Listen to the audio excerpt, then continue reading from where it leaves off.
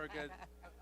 When this for closing the session, I'd like to introduce Mauro and Yeah, Rabelo. exactly. Yeah. So after this, then we introduce, introduce No Mauro, stop. and then coffee break will be at the Okay, end. perfect, Mr. Tom. Thank you. Go straight and keep going. Yes. Less Yeah. the Yeah. end this. Okay. No, no stop.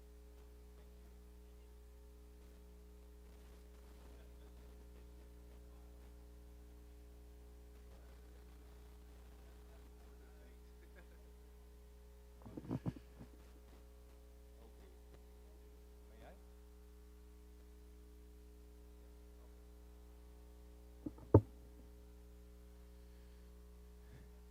Okay, ladies and gentlemen, we are continuing the second part this afternoon. Okay. Just a second, you take a seat. Oops. Okay.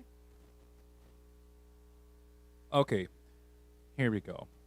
The sessions achieving sustainable land use, food, agriculture, biodiversity, land, and energy.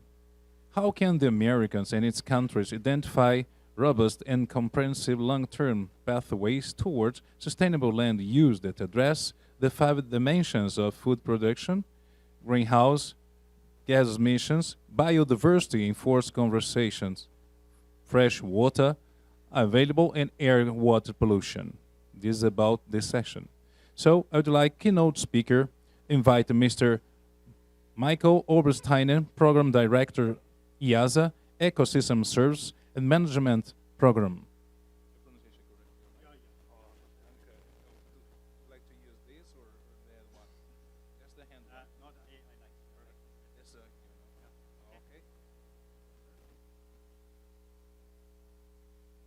Okay. So yesterday we heard that for this region, governance is one of the key issues. Does it work? No.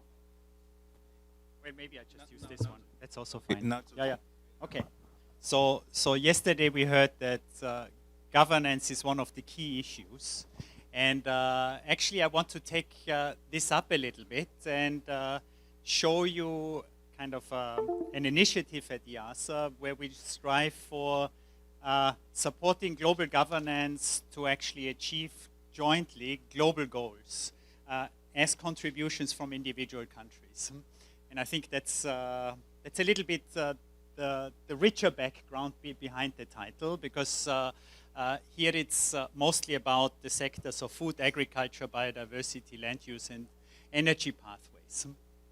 Okay, so here we started only 1.5 years ago a global consortium of many countries. I will show you then the list of the different countries, with the idea to do joint work, however country level work, on these sustainability dimensions. And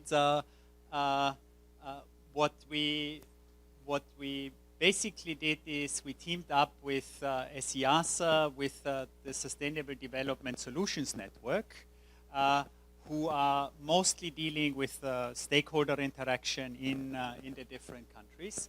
But we also teamed up with other research institutes and research organizations, the Eat Lancet Commission, the Potsdam Institute in Germany, and we are also kind of part, and this is where most of the funding is coming from, the Food and Land Use Alliance, which is actually more a government, but even more business-driven organization of people interested in the food land use space.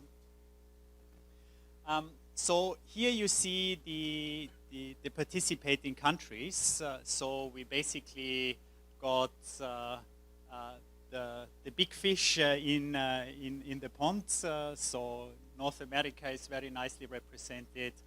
Eurasia, China, India, Africa is still a problem, and we are working on that one.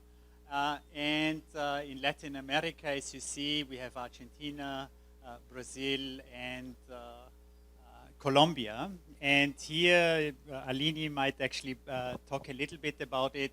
Here we actually try to organize something like a Latin America hub where the Brazilian team is helping the other countries to implement similar tools as Brazil is actually really working on, and Aline will talk about this in greater detail. Okay, so what we first did is, before we really started the hard modeling work and the number crunching, just try to come up with a little bit of a framework on how we are going to tackle the overall problems. And the outcome is kind of an opinion paper in Nature, spearheaded by Guido Schmidt-Raup here, with some other co-authors. And we basically figured out those 3 action baskets. I don't really have to go into it. It's basically efficiency, resilience in agricultural systems, very similar to what we heard about before on the energy side, or the integrated assessment En-ROADS model. Then a key action item is conservation and restoration for biodiversity, and then the entire food and health component. What we also did from the onset was, and you will see it later, the countries are configured that they plan for their own action, but in order to achieve global goals.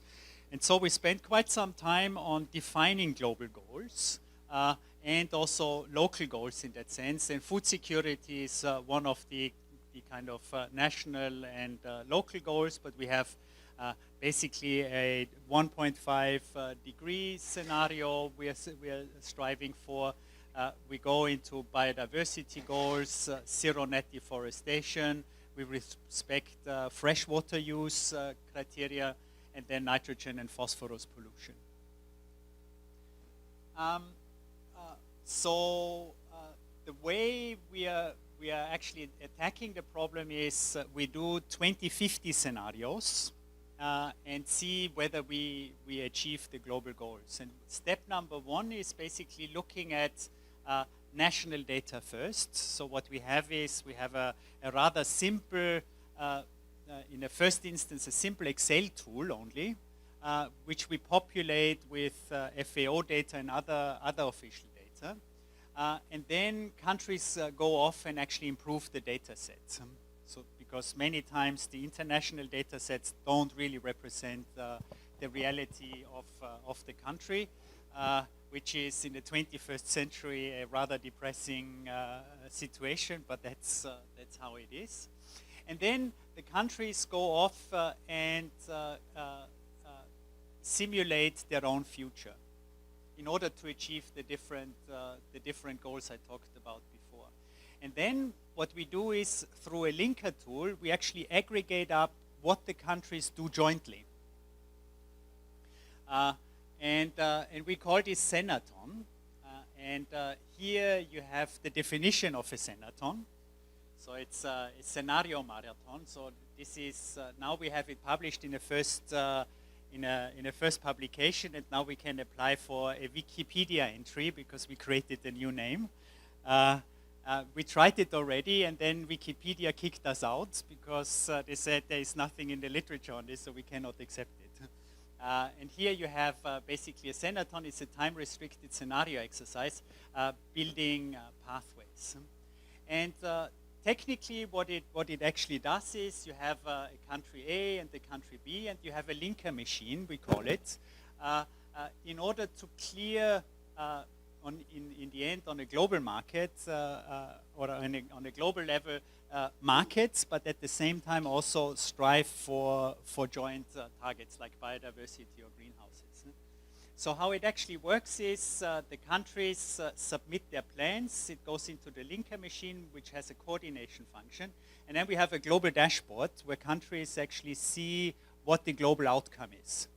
And this you compare then to the targets, which are basically definitions of the SDGs. And of course, in the first iteration, you don't go to target immediately. And you basically say, sorry countries, you have to increase your ambition, do more actions in country, and then come back and see whether we can meet the goals. And once we met the goals, we basically, the Senathon stops and we celebrate it, we write it up, and we get famous through high-level publications. So here I show you kind of the first outcomes of the scenarios. So here you see the target on food security, you see the different countries here, and what you see is kind of the deviation from the recommended minimum food intake requirement. So actually see that almost all countries are overshooting the food requirements, and many actually go into very unhealthy diets. But still, we are able to meet some of the targets. Then here is a representation of going together towards a net zero deforestation. Here you see, so here you see the elimination of the deforestation, and you see also how countries pledge more in terms of afforestation. And here in the end you see then also a representation of the contribution of individual countries, which for if you make it hard, you also can exploit this information and point to particular countries who are not doing their job and say, please do be more ambitious, look at this other country. They are really ambitious and care, in this case, for the forest. What's probably interesting is at the beginning we actually have quite significant deviations of the observed data, where a lot of work usually needs to go into data cleaning of individual countries and resolve issues of information that comes from satellites, in this case satellite images of deforestation, FAO data, other data sources, to really reconcile what is the best approximation of the reality on the ground. Here another illustration where we actually show that at least for the land use sector we can actually go net negative rather soon, based on what we call pledges from individual countries. Again, here you see the individual contributions of the different countries. So what we did now is we produced a global report on showing these kind of scenarios in greater detail. We launched that report, and of course it's a first exercise. There are lots of things that need to be improved, and one thing that we really need to improve is we need to improve the models in the countries, and then in the models we need to have a better representation of different policies that are actually vetted by policymakers who can say, deforestation policy in Brazil is defined X, Y, and Z, and our target is, as modeled here, is actually acceptable from our point of view. So here the stakeholder interaction is something that also in many countries still is pending quite a lot. In a few countries we have this interaction, but not everywhere. One issue, and this is more methodological, this is point number 4, is to really improve the methodology on how do you actually support countries that they can go together towards a global goal. And here this is only a hypothesis at the moment, or at least almost a personal opinion. I think it's impossible to get to target via bilateral or multilateral coordination between humans. You actually need algorithmic support to get 20 countries to work together towards achieving multiple goals. And so what we are doing here is we try to work currently with machine learning approaches to, on the one hand, understand the behavior of the very tools, the flexibility of the individual countries, what kind of room of maneuver do they have. Then also we try to monitor their behavior while they are playing, and we have then an idea on how to best, I call this, nudge them into a direction that they contribute best to the contribution of towards a global goal. And that's methodologically very interesting, but even you have ethical issues that come with it. We might want to discuss some of these. However, and I think this is also a lesson for the real world, we will probably have to rely on a human-machine interaction to actually solve these complex problems going towards multiple goals in a multi-country setting. I'm not talking even about coordinating business organizations and so forth to do that. And so that's quite interesting. And then the last point, and I will finish there, is we also try to record what countries are kind of pledging and planning to do to contribute to, let's say, eliminate deforestation on their greenhouse gases and so forth. And then ex post try to monitor through a tracking system whether they actually lived up to their promises they originally pledged. Good, so I will stop here and I look forward to a vivid discussion later on, but I guess we will go immediately to the next speaker, where Aline will actually show what was done in the case of Brazil.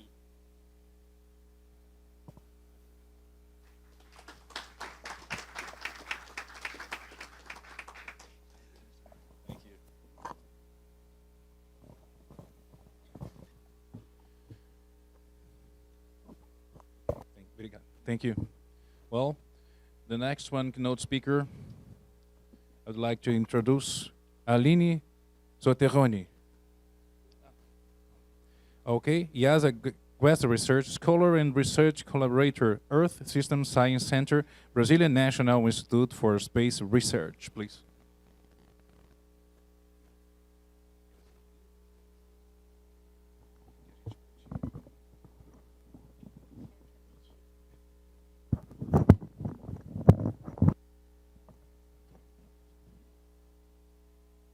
I'm not going to stay here. Good afternoon. I'm too short to stay here, I think. I will go to the middle. Thanks for staying until now. Let me share a little bit about my relationship with IIASA. I was a YSSP student in 2010. I started to work with IIASA in 2012, but I was based at INPE. And in 2016, I went to ESM and worked as a research scholar. I came back last year, but I continue working with IIASA in a project called Restore Plus. And, well, in my presentation, I'm going to talk about Globiome Brazil, which is a regional version of the IIASA's land use model Globiome. And the main collaborators, also a major development of this Brazilian version is Fernando Ramos from INPE. Has been always working with Michael Obersteiner, and it's a work done for a group of people, many colleagues from Brazil and also from IIASA. Straight to the point, Brazil has two conflicting interests, production and protection. And the expansion of production has happened at the cost of the environment, at the cost of native vegetation. And there are some sectors and some people that think the preservation of the native vegetation can be a barrier for the economic development in the country. But fortunately, it's not a common view. There are people that think in a different way. On one hand, Brazil is a major producer of several commodities. It's the top producer and exporter of sugar, coffee. If you take into account the complex, the soybean complex, grains, cake, and oil, Brazil is the top producer. It has surpassed the United States last year. And where does Brazil export to?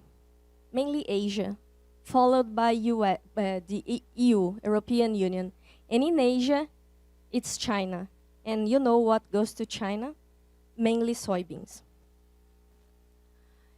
The agricultural sector, the agribusiness, is important for Brazil. It is responsible for, hopefully speaking, 1/4 of the GDP, half of the exports, 1/4 of the jobs in the country. It's important. The trade balance is always positive. But on the other hand, Brazil is a mega diverse country, rich in biodiversity. 1/3 of the world's rainforests are located in Brazil. 2/3 of the Amazon is located here. And in the recent past, Brazil was an example of preservation. The deforestation in the Amazon has decreased by 83% from 2004 to 2012. And here in 2004, we had 2.7 million hectares of deforestation in 1 year. To have an idea about these numbers, 1 hectare is equivalent to 1 football field. So then imagine 2.7 million football fields, one next to another. It disappeared in 2004. And it decreased to less than 500,000 hectares. What happened here? What Brazil did to decrease the deforestation? I will not answer this question now. I will come back to this point at the end of the presentation. And going to the big picture, we have this global effort for reducing emissions, the Paris Agreement, where countries committed themselves to reduce its emissions, and Brazil submitted emissions reduction targets to reduce by 37% its emissions by 2025 and 43% by 2030, compared to the 2005 levels. And if we look the emissions per country, here we have the top 10. So first we have China, followed by US, third position, European Union. Brazil appears here in the position number 7. And when you look at the sectors that contribute to the emissions, we can clearly see that's mainly energy in a global level. But if you look at the emissions by sector in Brazil, we have here these emissions per different sectors: land use, agriculture, waste, industrial processes, and energy, from 2009 to 2015. In 2015, almost 70% of the emissions in Brazil came from the land use change sector and agriculture. And looking at the land use change sector, the emissions decreased from 78% in 2004 to 46% in 2015. And this curve here, this decreasing trend, follows the decreasing trend of the Amazon deforestation, and it's not a coincidence. The major contributions here for the land use change sector, the emissions from this sector is connected to the native vegetation conversion, deforestation in the Amazon, and the deforestation in the Amazon is very important because it's there where the carbon stocks, the higher carbon stocks are located. And here I put some numbers about the Brazilian territory. We are huge. We are a continental country. In area, 850 million hectares, and hopefully speaking, we have 30% under some sort of protected areas, and 70% in private properties. And from the areas that are in private properties, 50% of native vegetation in Brazil are within those areas, those farms. So the use of land inside private properties has to be regulated. And we have a law, it's called the Forest Code. This law dates back to the 1934. It has been revised, and in 2012, it suffered a major revision. It was pretty much criticized by the environmentalists because this new law, this new revision, included new dispositions, new measures, and one of them was the amnesty of small farms. And this amnesty of small farms says that deforestation that happened in farms before 2008, they were forgiven. But a small farm in Brazil can be really big. In the north part of the country, one small property can have 440 million hectares. Remember, 1 hectare, one football field, so 440 million hectares, deforestation exempt, forgiven. But we decided as a research group not to compare the new one and the previous forest code. We decided to face the reality. It was approved. And we made these 2 questions. Is this new forest code enough to reconcile production and protection in Brazil? Can Brazil achieve its NDC targets by enforcing this new forest code? And to answer those questions, we used GloBiome model. GloBiome means Global Biosphere Management Model. That's why I say GloBiome and not GloBiome. And it simulates the competition for land among sectors of the land use economy.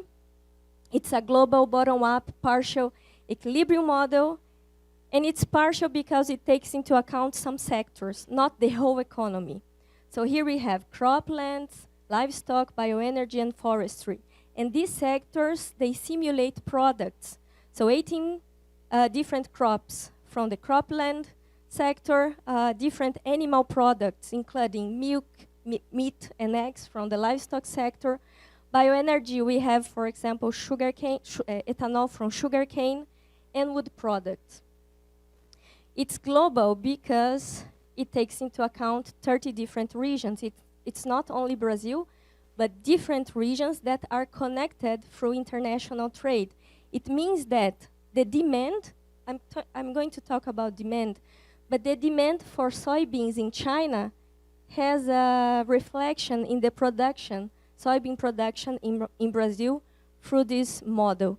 And here we have some examples of regional versions of GloBiome. In IIASA, the ESM group, ERD, with Petra Havlik, they are developing regional versions for the European Union, Congo Basin, Indonesian. It's not updated. With Fable now, we have other regional versions of the model, but for the first time, it was a group of researchers running this land use model outside IIASA. It was us at INPE here in Brazil, and of course, with the support and collaboration of IIASA researchers. But it worked because we used the results, and I'm going to show you later. We used this result for policy evaluation, and when it's the local team negotiating, is different. It's more relevant. So this example was somehow inspired the Fable project that Michael was talking before. And now we have several efforts to have regional versions of GloBiome. And we in Brazil, we are pretty much involved with the Argentina and the Colombian teams. It's a bottom-up model. It means that to produce the products, to achieve the demand for food, fiber, energy, and industry for these 30 different regions, the regions make a trade. If it's not self-sufficient, it makes the trade. And to produce these products, it happens at this level, the bottom level, and it's spatially explicit. And at this level, with a detailed representation, the land use classes are defined. Here is a representation of this grid cell for the global version, the default version. It has a 250 by 250 kilometers, the size of the pixel. And for the Brazilian case, we are using a better resolution, 50 by 50 kilometers. And in each one of these pixels, we have the different land use classes, and the competition for land happen in order to achieve the demand. And the demand is important because at the end, GloBiome is an optimization problem. It optimizes, it maximizes the welfare, the sum of producer and consumer surplus, in order to get the prices and quantities in the equilibrium. So it's solved in a way you don't produce more than it's required, otherwise the prices go down, or produce less than the demand, otherwise the price go up. So then it has an equilibrium price and quantity in equilibrium, But now with these equations, I think it's much more clear. No? We've heard yesterday that complex systems, they have to be explained in a way it's simple enough, but not simpler. Huh? So let me simplify this a little bit for you. So basically, the heart of GloBiome is the optimization of the demand, the integral of demand minus costs of production. So demand minus costs. Which costs? Land use costs, production costs, trade costs, and in the Brazilian case, we also introduced internal transportation costs. And this objective function is subjected to several restrictions: resource restrictions, demand restrictions, technology restrictions, policy restrictions. I didn't list all the restrictions here because it's several ones, but the demand is an important one. The demand has some targets to fulfill, and it follows the SSPs, the socioeconomic pathways. And here, if you take into account these three scenarios, when we run GloBiome, we have to choose which SSP we are going to use. The demand is the same, but what is going to happen? The choice of the SSP will have a reflection in the land use competition. For example, for the yields, crop yields, if we choose the SSP1, it means we are going to have a higher yield growth. But if we choose the SSP3, it will have a slow yield growth. How is it translated to the competition for land? High yield growth, we produce more in a less land. If we have a slow yield growth, it is likely we need more expansion, and this expansion can happen at the cost of the environment. Just to have some ideas about how the model works. Another feature, the model is integrated. The sectors are integrated. So when we have intensification in the livestock sector, and instead of eating grass, the cows, they eat crops, it has a reflection here. And there are extra models that provides inputs for GloBiome. For the cropland sector, the model GloBiome is using is EPIC.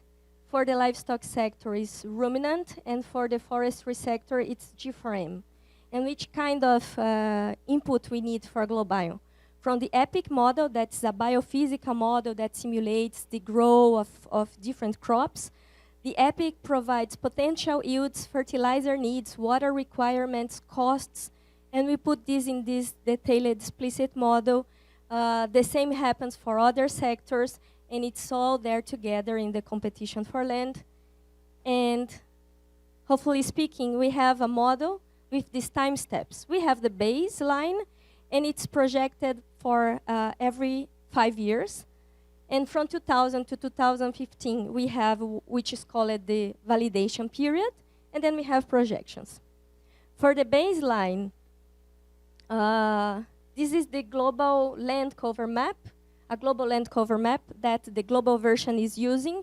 But when we started to refine Brazil, we had to change it. We had to use more detailed maps that could capture the Brazil's specificities, the different biomes we have. We cannot rely on global databases to really simulate what's happening here. Regarding the time step, the default version is 10 years time step, which is too long for our country and for Latin American countries. So to give more flexibility to this model, we decreased it from 10 to 5 years. And the model has by default 4 management models. But for soybeans, which is the most important cash crop in Brazil, double cropping system or no-till system is important. And then we had to modify the model in order to introduce these features. What else? We did several changes. We also included internal transportation costs, and I'm not going to show all these details, just to have an idea that we started to work in this model in 2012. And it took some years to have the calibration of the model.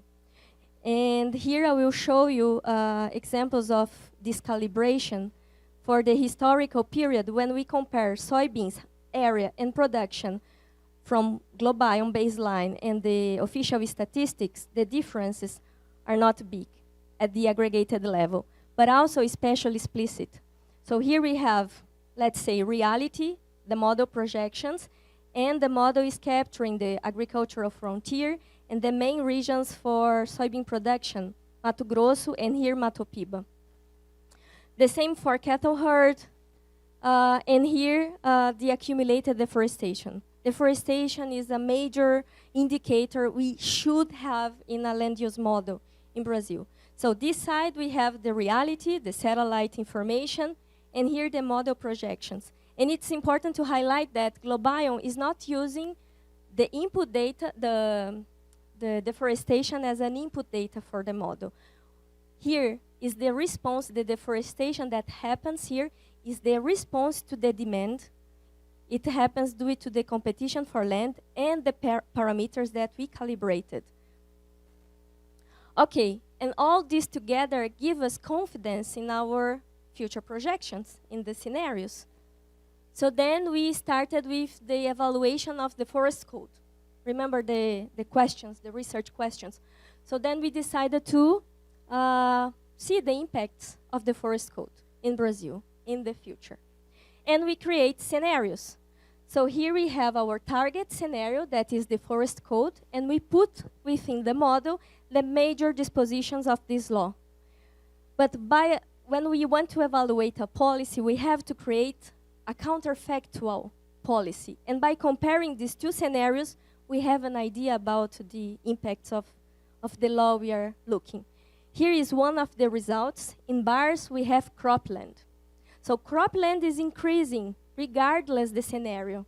And with the rigorous enforcement of the forest code, the difference in area would be only 4%. However, the difference in forest would be 53.4 million hectares. The forest code could prevent the deforestation, native vegetation conversion of 53.4 million hectares from 2010 to 2050, according to the model, which means almost the size of Bahia state in Brazil. And if we look at the forest curves, the deforestation at national level, where is it going to happen according to the model? We have a spatially explicit model, then we can see that. So according to a no forest code, it's going to happen mainly in the Amazon. And with the forest code, which is not a zero deforestation law, it's zero illegal deforestation law, we still have deforestation, but also we have restoration, and it's all together is important for the emissions reductions in the country. And one question you could make is, how is it going to happen? The croplands are not going to decrease. You can prevent a lot of deforestation. Who is going to pay the price? The cattle ranching sector. So according to the model, and it's also in line with several other studies in Brazil, what has to happen? The intensification of the livestock, the cattle ranching sector, in order to spare land for the cropland expansion. And when we look at these two maps, they are kind of complementary. The blue regions in one map is orange in the other one. So it is the spare land. And the cattle herd continues increasing. Of course, there are losses of production, but they are small compared to the benefits of preserving the native vegetation. And in terms of emissions, because emissions is also an output of GloBiome, with the rigorous enforcement of the forest code, the emissions could decrease by 1 gigatons of CO2 equivalent. And here I put the emissions per sector in Brazil until 2018, and I put here the targets of the NDC. And let's assume 1% increase for each sector. I don't know, Professor Roberto can correct me, Mauricio can correct me about the projections here for the agriculture, but let's assume 1% increase per year. which I think is conservative. And what's going to happen with the missing sector here, the land use change and forestry sector? Let's take the projections from Globion. The no forest code, no, Brazil is not going to fulfill its NDC. But with the forest code, Brazil is likely to fulfill. But as Professor Roberto said this morning, as much as we can go in this direction, it gives some margin for the other sectors to continue increasing. And the emissions reduction in sectors like energy, it's really expensive. It's less expensive to control deforestation. Okay, and the enforcement of the forest code is in the Brazil's NDC. The 12 million hectares of forest restoration is also there. And zero illegal deforestation by 2030. I also don't like this target. Zero illegal deforestation by 2030, it's too long. And we provided these results, helped the country, the Ministry of Environment, to set up the targets for Brazil's NDC regarding the land use change and forestry sector. And now I will show another example of policy evaluation with Globion Brazil. We recently published this study that shows the impacts of expanding the soy moratorium to Brazil's Cerrado. For the ones that are not aware about the soy moratorium, I will give you some background. So Brazil is a major producer of soybeans. And soybeans is a well-known commodity-driven deforestation. Here is the deforestation in red in the Amazon, according to Produce. In brown, we have the soybean expansion. And in black, the soybean area in the Amazon from 2000 to 2005. And in 2006, Greenpeace launched a report called Eating Up the Amazon. They understood this trend of soybean increase in the Amazon would be connected to deforestation. And then Greenpeace asked volunteers to wear these costumes of big chickens. They went to McDonald's, mainly in European Union countries, and they were there in McDonald's saying, "Your Big Mac, you are eating Amazon." And this campaign was very effective because only 2 months later, the ABIOV and ANEC, the major associations of traders in Brazil, they signed the soy moratorium, which was the first zero deforestation agreement in the tropics. So it means that the soybeans from Amazon, it's free from deforestation. 90–80% free from deforestation. And in the past, we saw that the area, the soybean area continued increasing even with this zero deforestation agreement, even with the decrease in deforestation in the Amazon. As Professor Carlos Nobre showed yesterday, the economic development doesn't need to be connected with deforestation. And we saw these examples in a recent past. So this argument that the preservation is an economic barrier for the development, it's not true. Just see what happened a couple of years ago. But the question that remains is, where do the soybeans grow in Brazil? Does it really grow in the Amazon? No, no. 50% of the soybean fields in Brazil comes from Cerrado, not the Amazon. And within Cerrado, mainly in Mato Piba, which is a region that takes parts of Maranhão, Tocantins, Piauí, and Bahia states. And why we have to look to Cerrado? We have to look to other biomes rather than the Amazon. Amazon is important, but we have Cerrado, Caatinga, Pantanal, Pampa, Mata Atlântica, it has a red gone. 11% we still have. But Cerrado is under threat of extinction. Only 20% of the Cerrado remains untouched. Cerrado is where the agricultural production is located. It's a hotspot of biodiversity. It's the richest savanna in the world.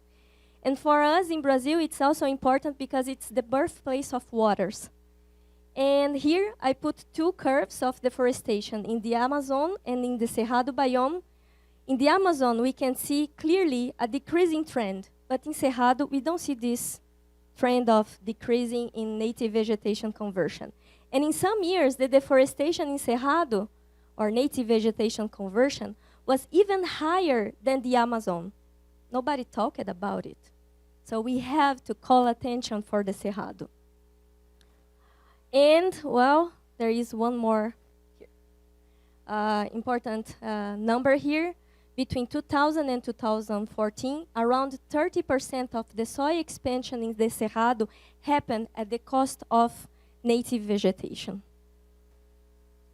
When the soy moratorium, the Amazon soy moratorium completed 10 years, the NGOs, they launched what is called Cerrado Manifesto, calling for immediate action in defense of the Cerrado by companies that purchase soy and meat from this biome.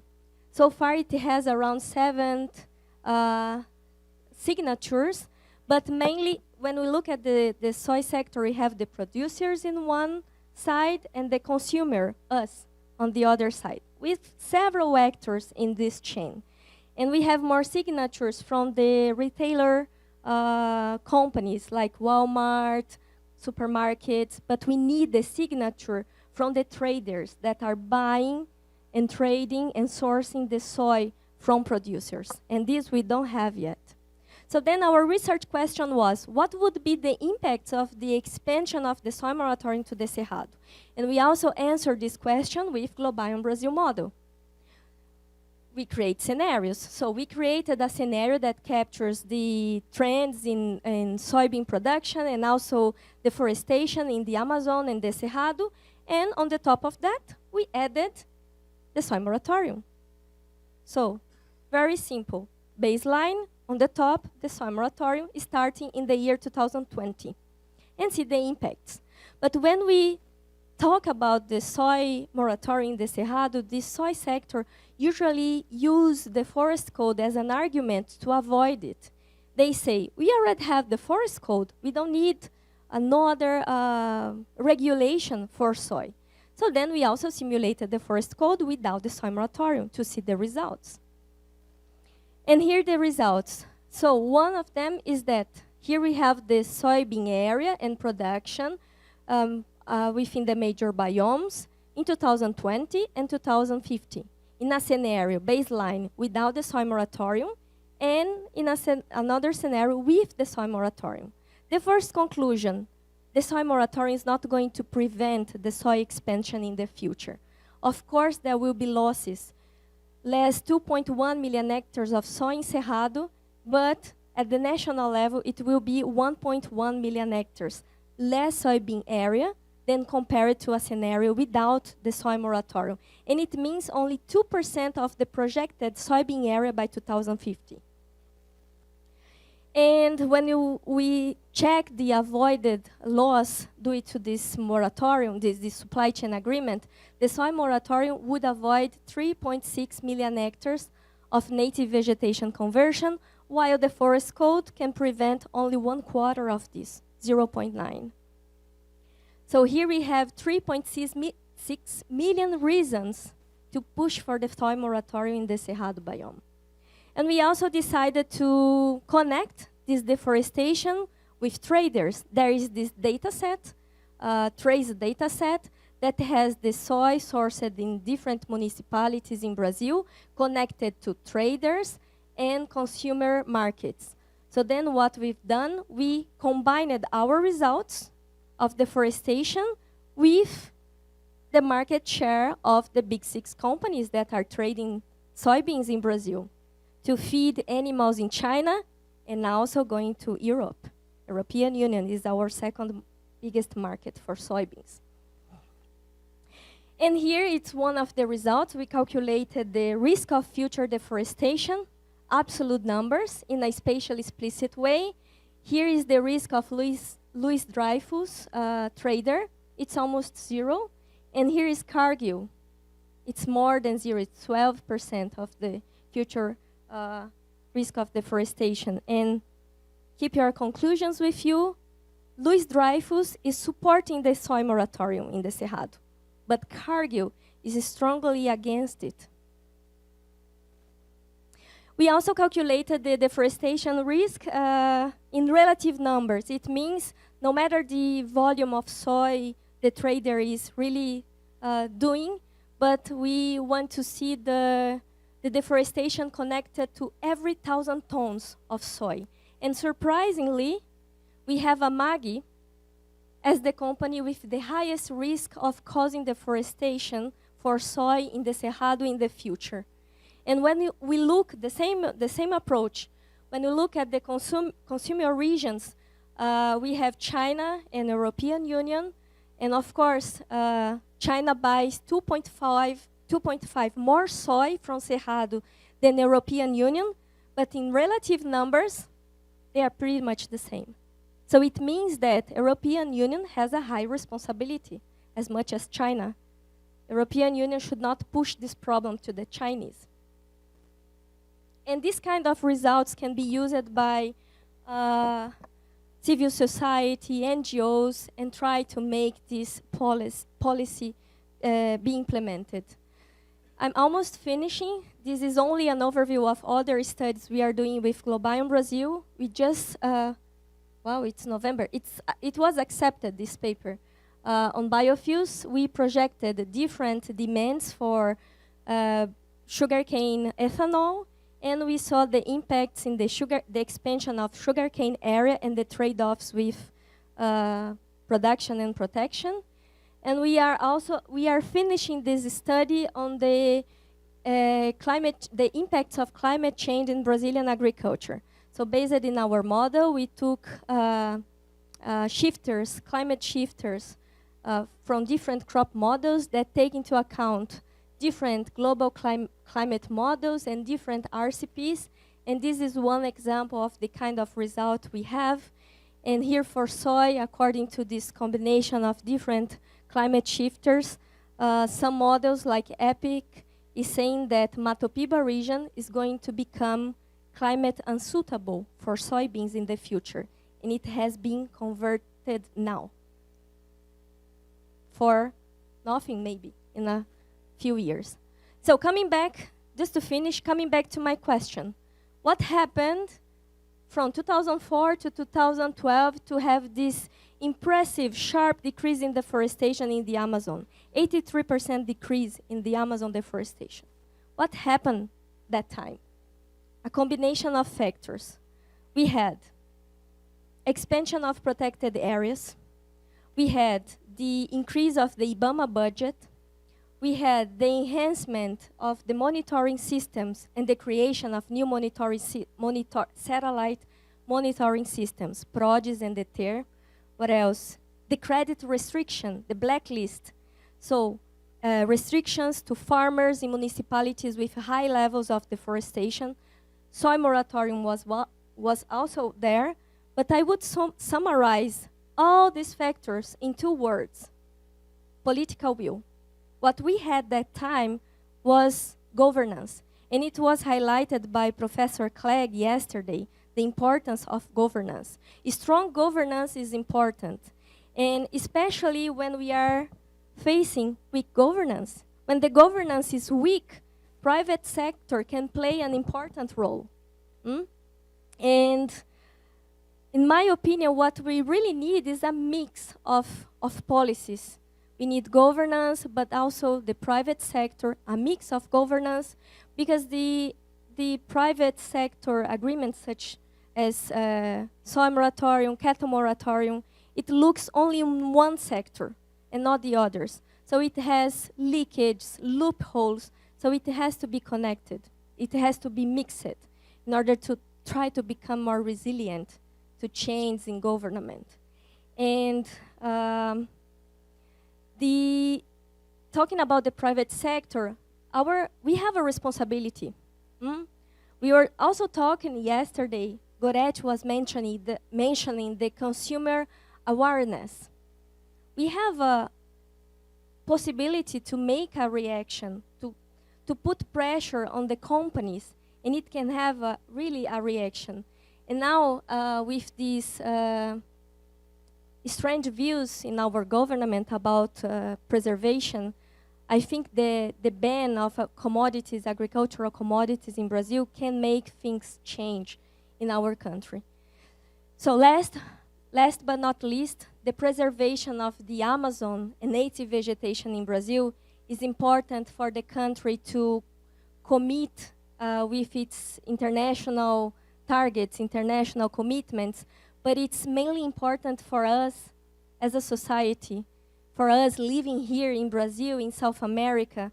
The preservation, the Amazon forest, the native vegetation in Brazil, it provides ecosystem services, like it regulates the rain regime, the climate, pollination, and why not mentioning biodiversity? We have to protect our biodiversity. So that's all for today. Thank you for your attention, and thank you for staying here until now. Thank you.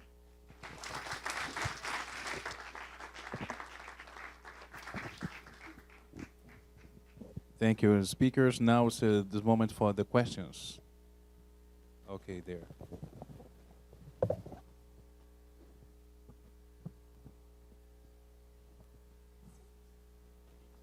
Yeah, sit down.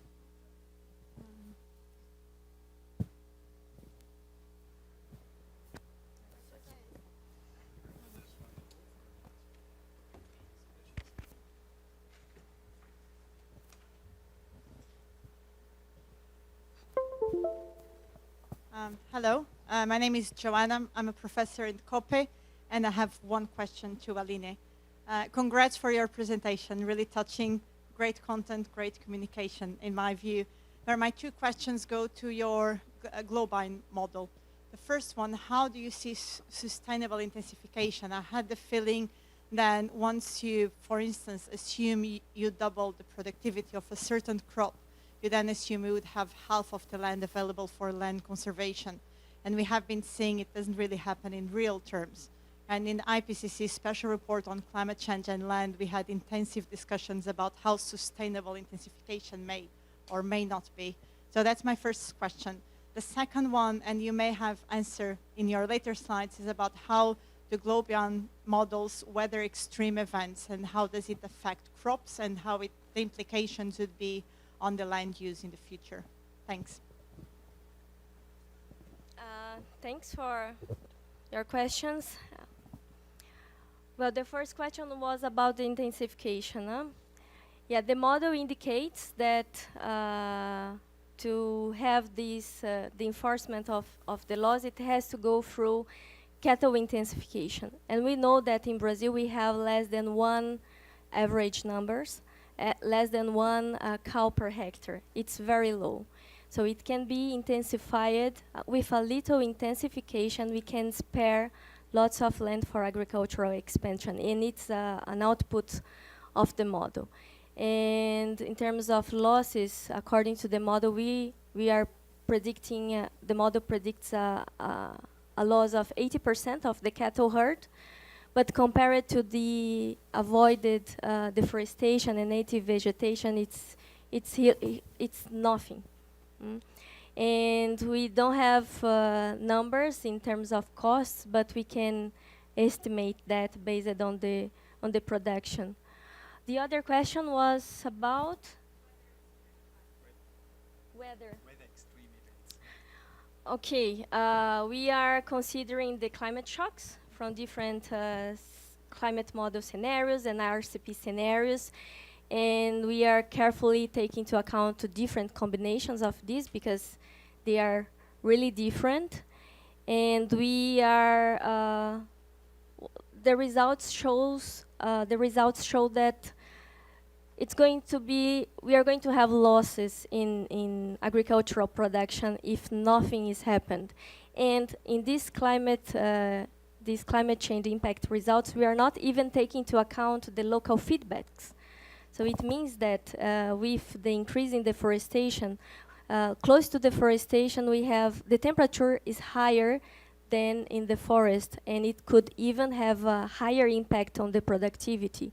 And we also see a movement, a shifter from the north of Cerrado to the south of the country. So the south of the country, in Sudeste, Mata Atlântica, it will be the areas with more climate suitability. And it will be a problem of food security, because how are we going, if it really happens, how are we going to produce for ourselves and to feed the world? Because Brazil exports to more than 150 countries. So it would be a problem. What should be done now? We should to keep our forests, keep our native vegetation, take advantage of the nature, the ecosystem services these ecosystems provide to us, and do our best. And we also have technology, to invest in technology, financing the improvement in the agricultural sector that can also contribute to decreasing emissions. We didn't simulate, for example, the integrated systems, the crop, livestock, and forestry systems, and it could be really important to increase productivities to fulfill our yield gaps. Mauricio can comment more on that. Okay, fantastic presentation, Aline, and also Michael. First question to Michael. Michael, looking at the partners, Fable is really a fantastic platform working a very important nexus. But when we look at the partners, I kind of miss the presence of agricultural research organizations and a bit also the private sector. So I just want to learn from you what are the possibilities of engaging and involving more, because when we look at the three pillars, I think a stronger involvement of agricultural research and eventually of private partners, I think would be useful. So I wanted to hear a bit on this. For Aline, really fantastic work. I echo the words of our colleague about the data that you presented and the way you presented it also. Very inspiring. I agree entirely that Brazil shouldn't deforest 1 more hectare of Cerrado. It's crazy to go on deforesting such a wonderful environment, the richness of Cerrado. I was born in the middle of the Cerrado. It's incredible, the diversity in this ecosystem. And probably the diversity of species is equal or even higher than in certain parts of the Amazon. So you are entirely right to shed light on this issue of deforesting the Cerrado. And to me, one strong argument against it is that we already have close to maybe between 50 and 60 million hectares in the Cerrado with degraded pastures. I mean, why not put a lot of emphasis in expanding agriculture exactly in these areas instead of deforesting more of the Cerrado? But I have a comment on the idea of the moratorium. The moratorium could be effective in one way, but there are many ways to go around it. If you implement the moratorium for soybeans, obviously there are other value chains that will keep putting pressure on it. So we have to maybe to rethink it for the future, finding other ways to really curb or discourage completely deforestation.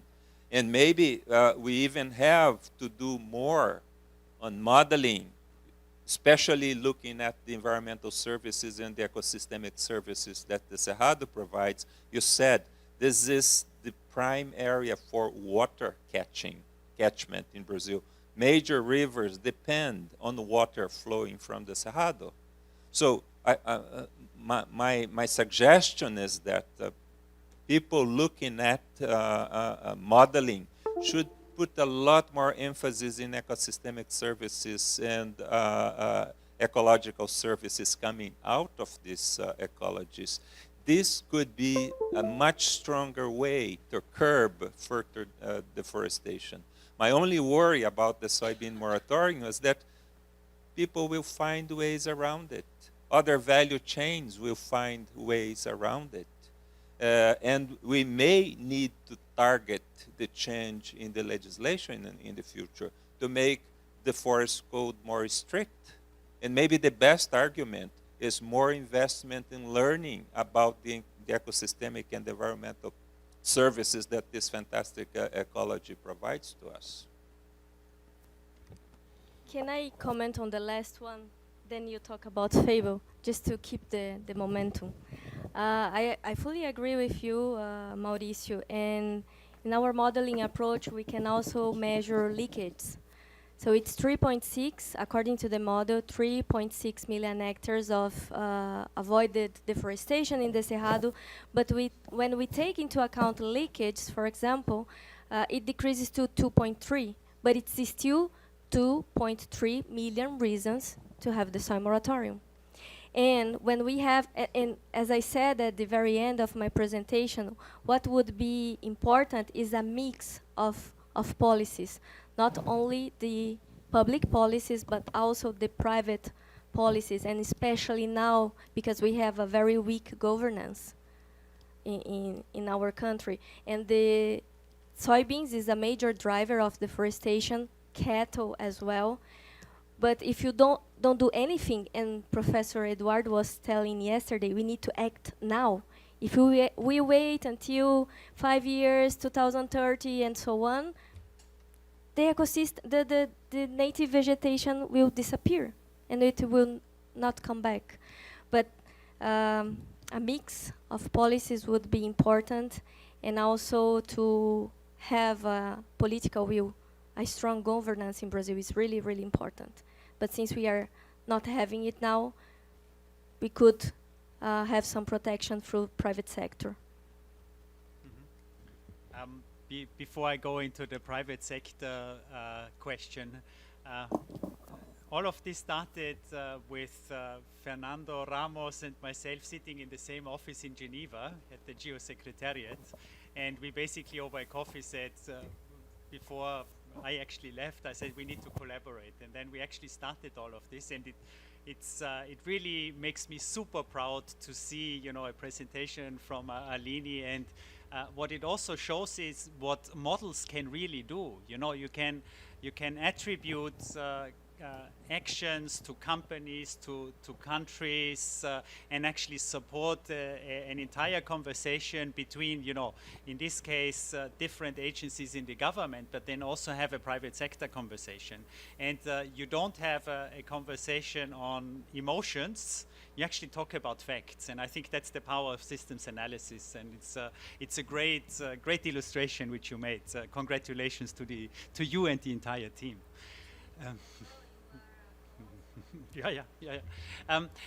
On the private sector issue, this is actually, Fable is one component of the FOLU, of the Food and Land Use Alliance. And there we have 3 pillars. One is Fable, which is dealing with countries and how to coordinate countries. Then there's another pillar with engagement with the private sector, which a company called Systemic is taking over, which is nothing else than the entire, or a large part of the sustainability practice with McKinsey, who went out of McKinsey and decided to save the world, more or less. And what it basically does, it coordinates a lot with the World Business Council for Sustainable Development, and they have then the network with the individual countries. There's actually a very strong representation in Brazil from the Business Council. And what's happening now is that companies are starting to approach us and actually look into the tools, and they're very curious to see what the tools say, but also they're very interested to participate, especially looking into issues like investment opportunities. This is a very big ask at the moment, and the way to engage I see is most likely to happen is, and this is called collaboration in pre-competitive space, where companies actually put money together in order to put up a tool that helps the industry to make decisions jointly. And the decision is mostly where to focus in future, where are the hotspots for investment opportunities, but in this case more for profit and sustainability together. And then just to complete in follow, we have a third component which is called deep dives. So we have 3 countries, Indonesia, Ethiopia, and Colombia, where there is very deep policy engagement to really get examples of real actions on the ground, exactly on this interaction between government and the private sector.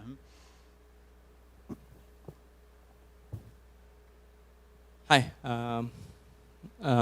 Once more, congratulations on the presentations. I was really strong and very impressive record of impact. I have a question on the technical side. Since you have this very detailed gridded model, has your team or have you ever considered connecting that, let's say, those layers to the census economic, socio-demographic, and political data? And just to give an example, for instance, the model you have is already pretty rich in terms of all the let's say ecosystem and the environmental detail that it describes. I wonder if have you ever connected it, for example, to describe political party transitions in the census blocks, how the socioeconomic populations look like in terms of education, income, and whether or not those things are related to the places where you see more or less deforestation or, more or less binding to federal laws? Unfortunately not, but it's very, very interesting. The population, we take the projections on population, but at the national level, not spatially explicit, but we also kind of take it indirectly when we put the internal transportation costs and take into account the proximity with the capitals, the main cities in Brazil and also ports, but in this case, main cities. But unfortunately not in the way you are saying, but we are open for collaboration. We have a case study in Ethiopia exactly on this, where we connect the model, the land use model with census data. And there are 2 issues there. One is understanding better the impact of infrastructure expansion on development. The other one, which I find really interesting, is IFAD. So that's the International Fund for Agriculture and Development. They have many projects ongoing in the country, and it's kind of a randomized trial approach where they test certain policies in different villages. And the idea is that you learn from success stories out of village successes, out of experiments, so to say, and try to make this a national policy, and then the model simulates the rollout of the new policy, which actually has an experimental basis from these experiments, which is mimicked and documented by household data then in the end. My best congratulations to you. I have a question to Aline.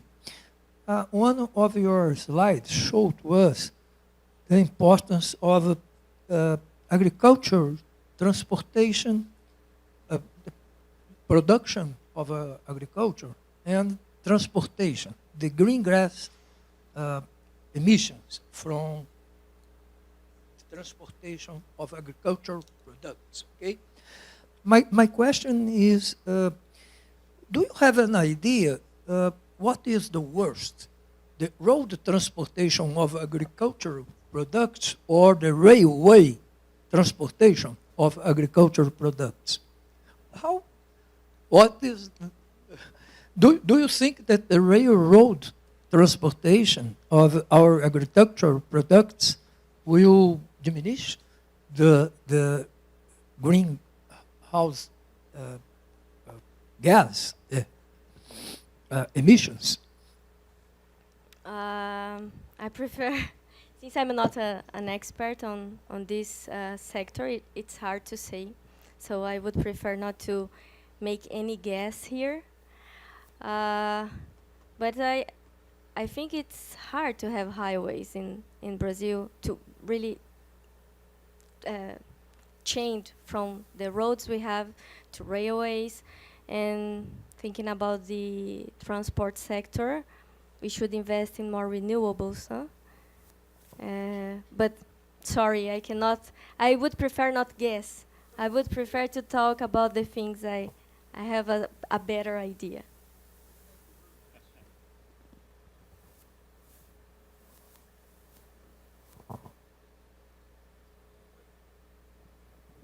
Hello? Oh, any question? More? Okay.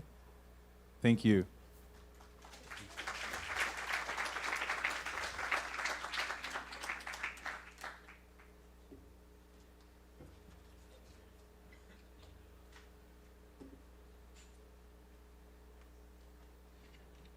Okay. In this moment, I would like to call Mr.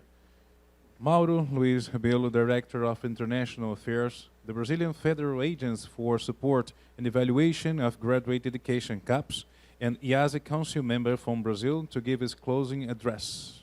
Please.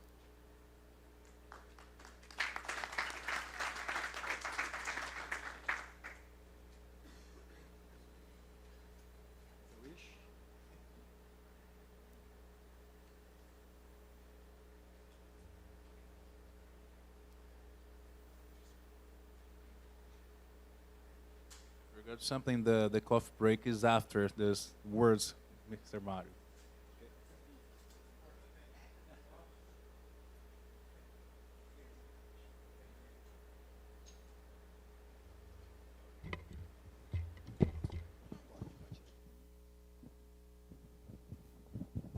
It's a good strategy, all right?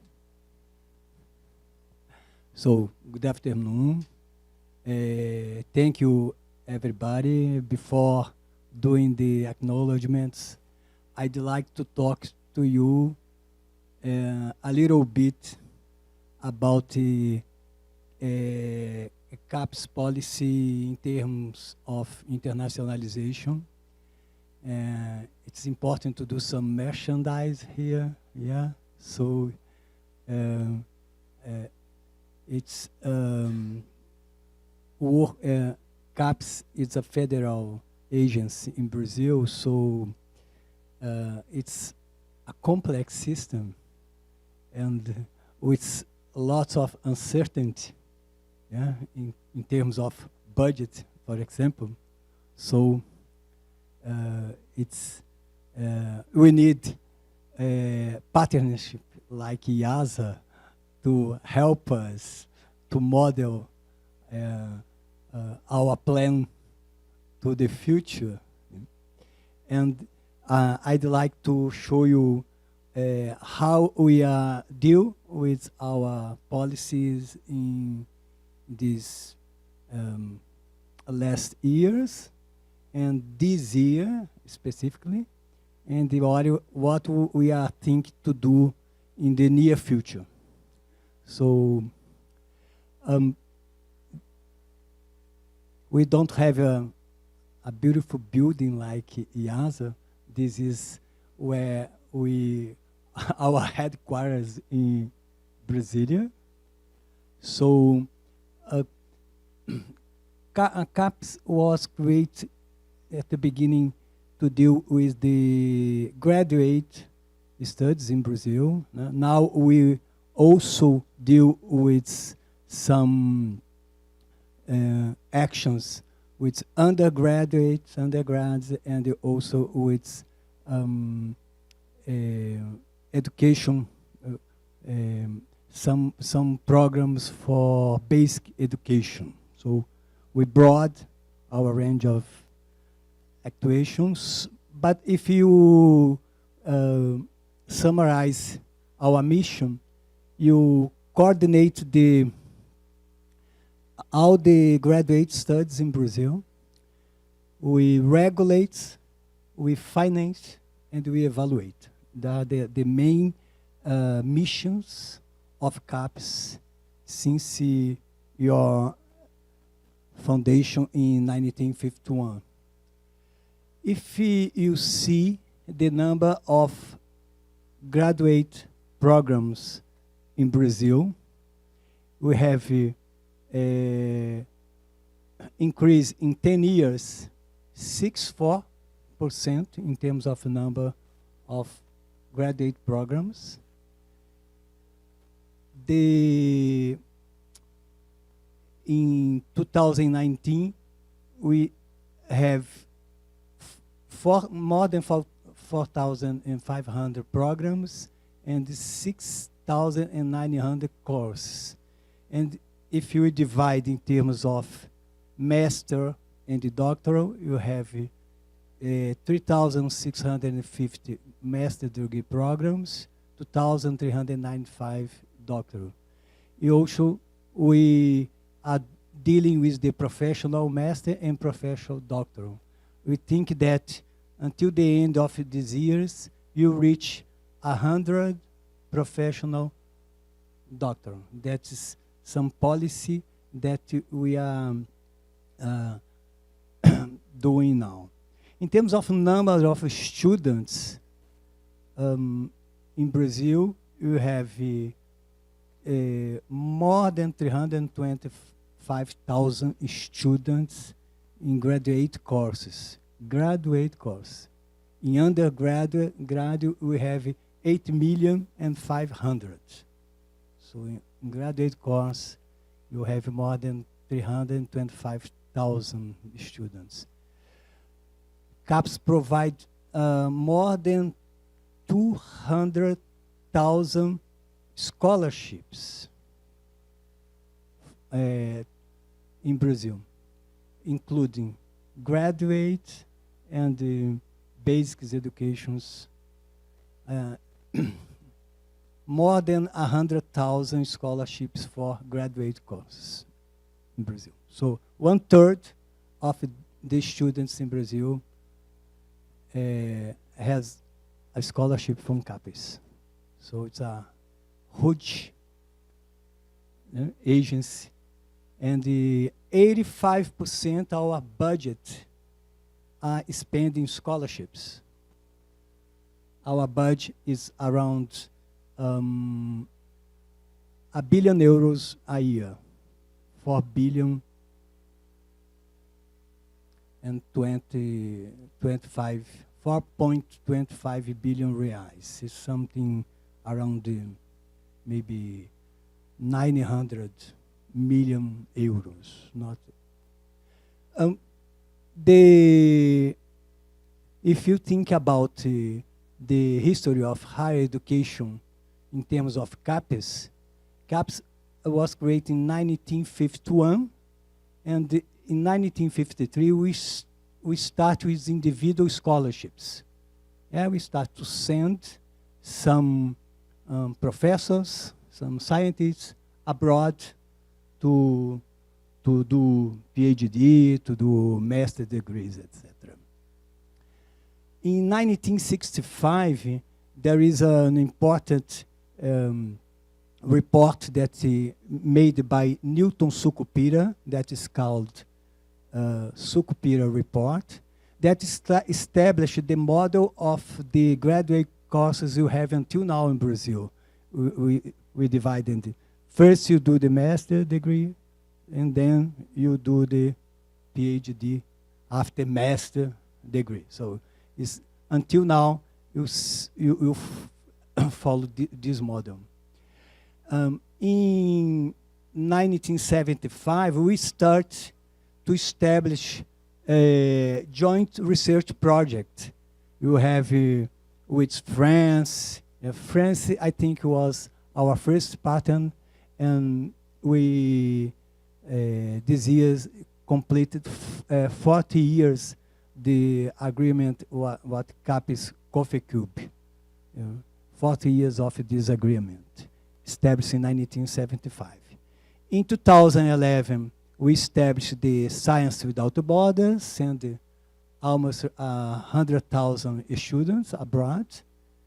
And in 2018, we changed this program. This program was its individual basis, and we established a new program that is institutional basis. The main difference between this program and this new program that is in your first year. It's a 5-year program from 2000, started 2018 until 2023. And now the Ministry of Education is starting a new program that it's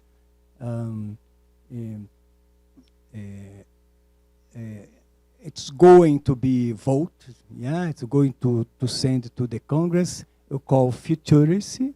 It's not a word that exists in Portuguese. Yes, it's this program has 3 axes, 3 main goals, 3 main, and one of these axes is internationalization. So CAPES will be responsible for one of this dimension of this program, if it will be approved. Just to have an idea about the scientific production in Brazil, in terms of number of publications, Brazil is in the position 13 comparing to the other countries. So in terms of number of production, scientific production, it's a huge number. But if you study the impact index of this production, so the result is not so good. So we have to do an effort to improve the quality of the research that we produce. And internationalization is one of the keys to improve the quality of our scientific production. Talking about internationalization, you use at CAPES the concept of comprehensive internationalization now, with some dimensions. The mobility of scholars and students is only one dimension. So this put the policy in a place different from the place when we adopt the science without borders. Yeah? And in this concept, we establish a strategic and coordinated process that integrates policies to have a higher education institutionally globally oriented. It's the concept that you establish at the PRINT, the institutional program of internationalization. We asked all the institutions to establish an internationalization plan, and we evaluated this plan in order to give them the resource, to give them the budget that they needed to do to develop this plan. Okay. So we know that we have lots of experience in terms of establish agreements, but all of them in the institutions are in the individual basis. Yes, some professors did the PhD outside, established some network, and establish this as an individual with your group that he knew outside. And now what we are asking the institutions is to put this in a coordinated manner and establish all the postgraduate programs to talk to each other, establish a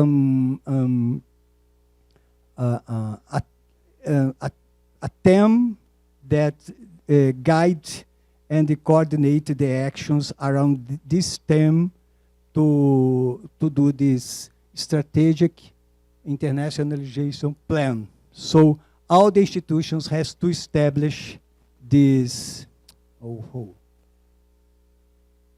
this office of internationalization. So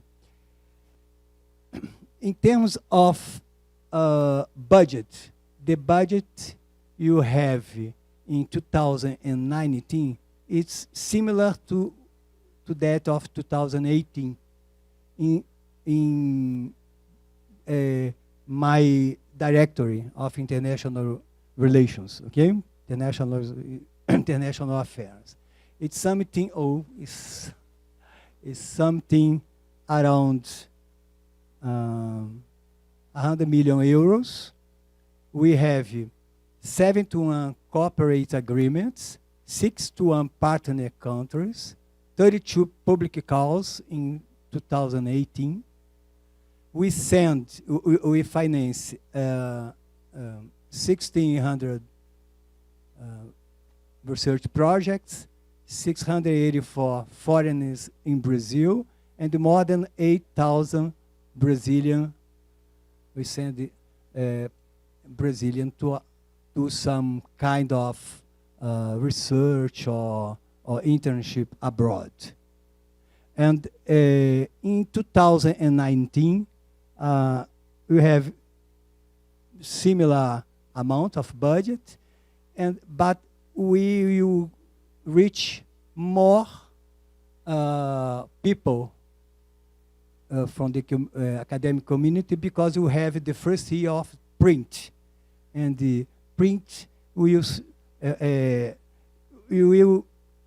I think we will reach something like 10,000 in 2019, this year, okay?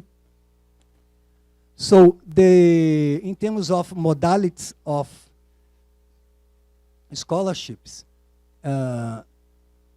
PhD sandwich is the first one. We reach something like 4,000 students, followed by undergraduate sandwich, PhD, postdoctoral internship, junior visiting professor, senior visiting professor, and the others. So PhD sandwich is the program that you spend more money, and you will, I think, will continue in this direction.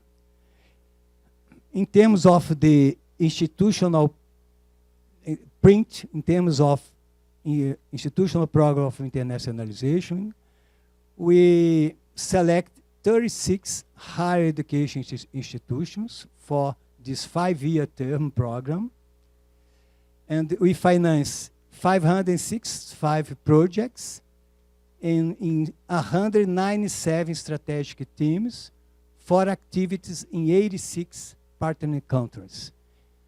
So, since we have around 400 institutions that could be eligible for this program, we still have lots of institutions to take care besides the institution that select in the program print. So you have to take care of this huge number of institutions. I don't know, we have in Brazil 2,300 higher education institutions. So it's quite a lot. And so you have to take care, even if it's private or public. These are the goals of print. I don't think I will read that. I will skip this. And only to see, these are the 36 institutions that are attached to print, and the FGV, Goretti here, it's an institution that is FGV from Rio, is here. Here? Okay, the first one. Yeah. So in the print, we have the PhD sandwich, senior visiting professor, junior visiting professor, training short course or summer schools. And we also bring the foreigner to Brazil. You call the young talent, visiting professor, and postdoctoral. Here you call the internationalization at home. Another a big issue in this kind of program is the evaluation, the assessment. So self-evaluation, it's not sufficient when we deal with public resource. Yeah. So, of course, we asking the institution to do the self-evaluation, but you have to draw a system to measure if the institutions, the goals that they establish in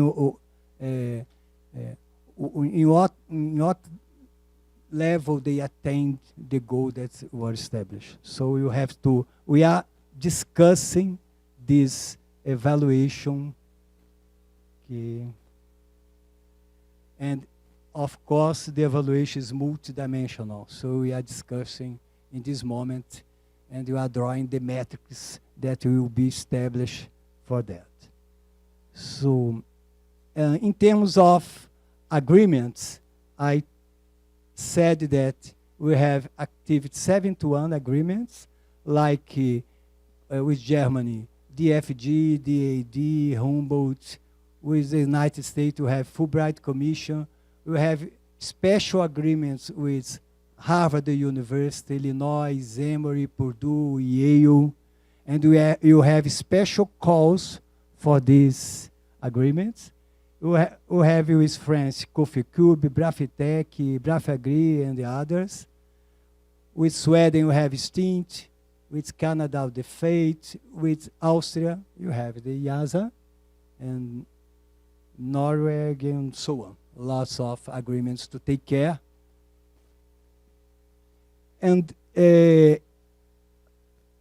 we established in 2000, this year, a new action that we established an agreement with American Council of Education they have an internationalization lab, and we select 3 universities that applied for print, but was not selected because the plan was not so good enough to receive the money. So we send these 3 representatives for these 3 universities to Washington, and to do this, to learn how to establish institutionally a good plan of internationalization. So it's a new action that we are deal with, and it's 18 months long. Of course, some meetings some workshops we held in Brazil, and it's a capacity building, and they will call the other institutions to participate in these 3 workshops that will be held at CAPES in a couple of months. As a new perspective, we are establishing an international PhD. We are drawing with DFG, a different approach of it's not the PhD sandwich. It's it's a double degree program, a double degree, and it's an agreement with DFG. We will select DFG will select a university in Germany, and we will select a university in Brazil, and you will work with 10 students in Brazil and 10 students in Germany, and we will do this together, this 4-year program will be developed together with some missions. The students from Germany will come to Brazil. The students from Brazil will go to German. And all the course we will teach in English. And it's a different approach that we are experiencing with this. I think we will be starting 2020, maybe 2021, maybe. The other program that we established with Humboldt, it's the reintegration of researchers with a PhD degree. We have this problem of bring back. We have the problem of drain brain. So you have to do something to bring back the people that we have invested abroad, and you have to do something to bring them back. So we established a program with Humboldt, and Humboldt will give a 500 euros scholarship monthly here. Brazil will give the postdoctoral scholarship, and the Humboldt will complement with 400 euros more, and will give a grant of 20,000 research project. So it's something that maybe we'll start in 2020. We are closing. We are almost able to sign this agreement. It's a different approach, so it's an initiative to bring back people to stay here and not to go outside. Okay? So this is the means that we established with internationalization is a strategy. It's a means to achieve a result. Improve the quality of teaching and research is the way we are doing with that. I will talk just a little bit about our partnership with IIASA. Okay, of course I don't need to explain where I were in June. So the MOU was established in 2013, but the cooperation agreement with CAPES was signed in October 2015. So it's a 5-year agreement until 2020. We hope to renew, yes. The type of programs and the actions, the YSSP, the postdoctoral research, and the doctoral sandwich program. And we have made 3 calls until now, 2017, 18, and 19. And we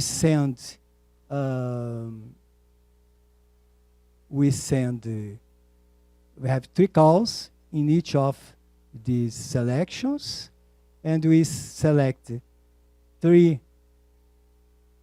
scholars for the YSSP, 9 for the postdoctoral, and 6 for the doctoral sandwich. We are only to see some examples, yeah? Alexandra Cortex, yeah? That is in the postgraduate, yeah, program. She's still there? Yes, yeah? Rosa Esperança Gonçalves, just to know me, just for 2 days, yeah?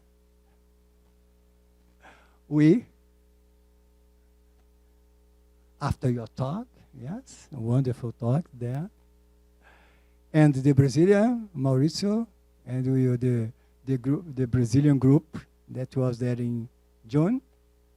So, that's it. And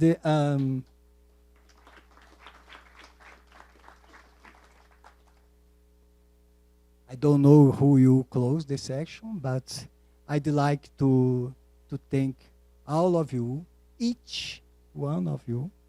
I'd like to thank IIASA, Goretti, né, FGV, Michael, the National Academy of Science in the United States.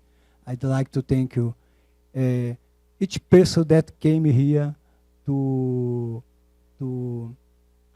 talk to us, to share, né, your knowledge. Né? I think that this wall are full of good ideas. Né? So I hope you have this opportunity to do this again. And thank you for choosing Brazil to do this regional conference. And I think maybe Albert want to talk something, but I also would like to ask the organization committee to come here. Yeah, I think you need to see these people and to say thank you to them. Pablo, all the organization committee, please. Ian, please. You have to take a picture of these nice people. Please, please. So I think they deserve something more.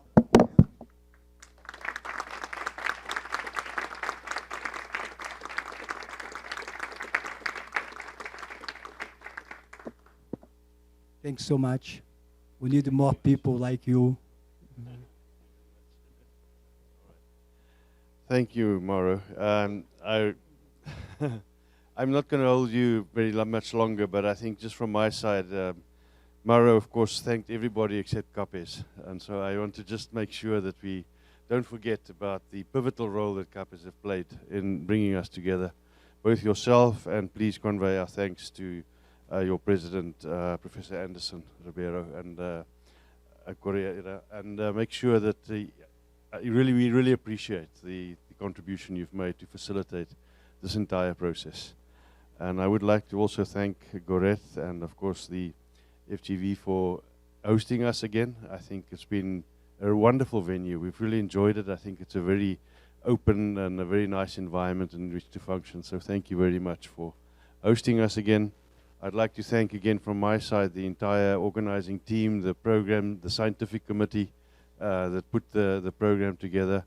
And I'd like to thank all the speakers for the contributions they've made over the 2 days that have really enriched all of our understanding of, frankly, and I keep getting surprised every time I come to these conversations about the depth of the engagement that already exists between IIASA and some of our partners across the world. And I think Brazil is a very good example of that kind of depth of understanding.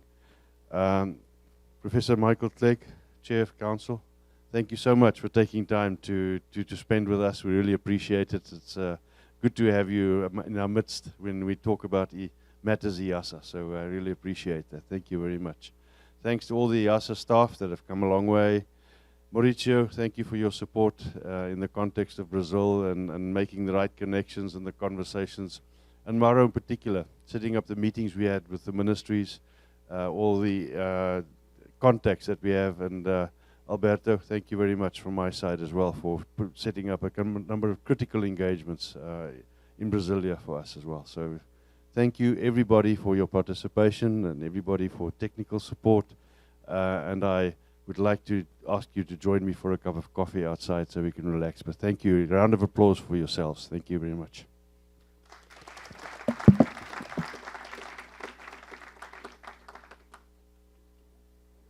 Okay, Mr. Tell everything, please. Cough break. Have a nice weekend. Thank you.